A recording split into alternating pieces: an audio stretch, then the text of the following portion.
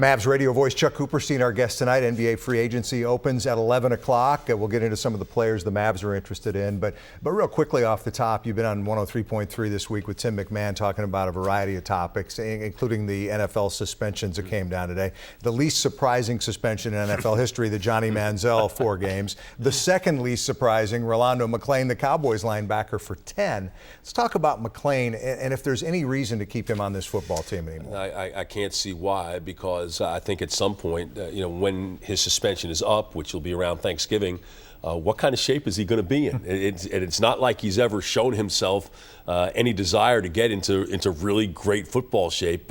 He doesn't like to practice. He likes playing games. Well, unfortunately, in the NFL, there's a little more than just playing games. You got to be able to do the whole thing. Yeah, Cowboys defense in a shambles with all those suspensions. Let's go to NBA free agency now. Last summer, Dallas thought that it had landed center DeAndre Jordan from the Clippers. As we know, he backed out. Now it's Hassan Whiteside from Miami that the Mavs are targeting.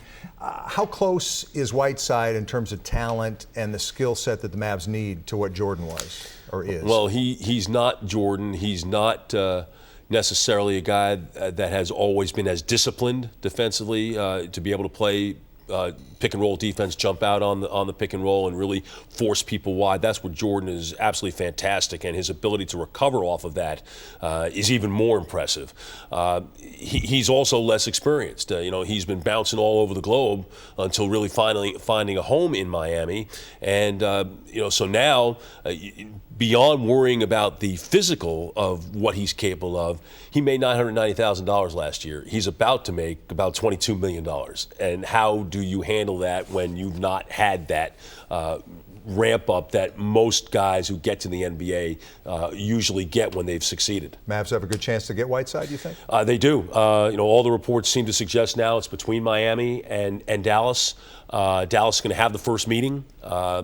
I think they have a chance to make a really great impression. And Miami, as much as they want to keep him, they've got huge issues. Got 9 free agents. Dwyane Wade wants to get paid, and he knows he took a cut last year. And Whiteside has said he wants to get this done early, maybe as early as July 1st. And if that's the case, then Miami can't match that because they still have a Kevin Durant meeting coming up on Sunday.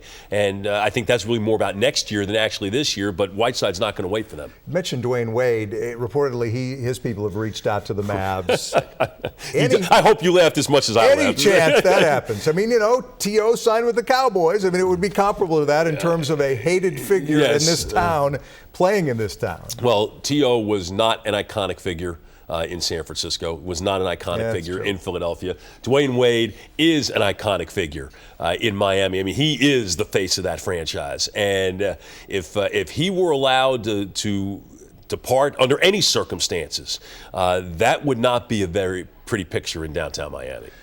Mike Conley, the Memphis point guard, the Mavs want him as well. It sounds like he'll decide between staying with the Grizzlies or coming to Dallas.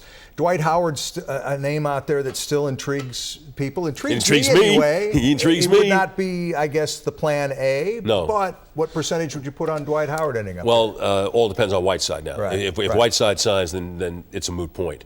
If he doesn't, and the market doesn't go the way Dwight thinks it's going to go, he opted out of nearly $23 million to go to free agency. He's probably not going to get the long-term deal that he wants, but he's got to be able to make the money that he made at least last year in Houston. And I think that's probably what he's looking for. Atlanta, Boston, first up Miami could very well be in play, especially if Whiteside leaves.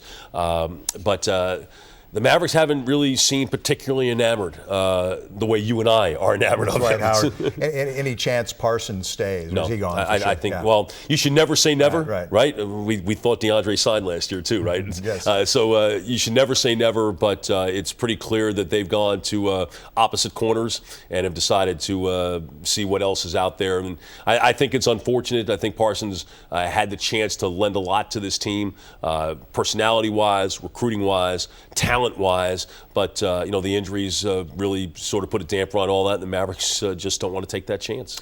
Chuck Cooperstein, the voice of the Mavs on the radio, and doing some talk show duty this week with Tim McMahon. They're getting their pound of flesh out of me. 103.3 FM. I know he loves it, and we love hearing him back in the talk show circuit. Coop, thanks. I'm Mike Doocy, Fox 4 Sports.